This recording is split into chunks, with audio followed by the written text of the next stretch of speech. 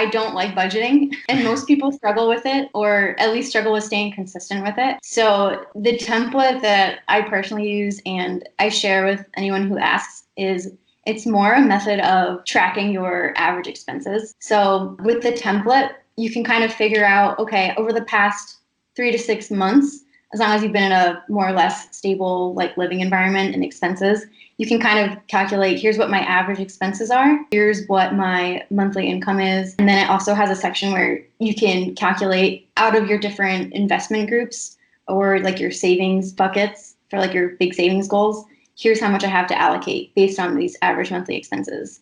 So it's not something that you necessarily have to do every month. If it helps you, what I'll do is like I'll clone the monthly expense tracker tab and I'll put it in. But usually I say like you only really have to do this if you have a big life change. So let's say like you're changing jobs and it's a much different income, or you start house hacking and it lowers your expenses, something like that, then you could kind of reassess what your monthly expenses are. And that can help inform what your investments are. And then with your investments and your savings goals, I always recommend automating it because it's really easy, whether you invest with Vanguard or any of the other like investment mutual fund firms, then it's super easy to just automate that every month from your paycheck right into the fund, and then also with your obviously retirement accounts and 401ks.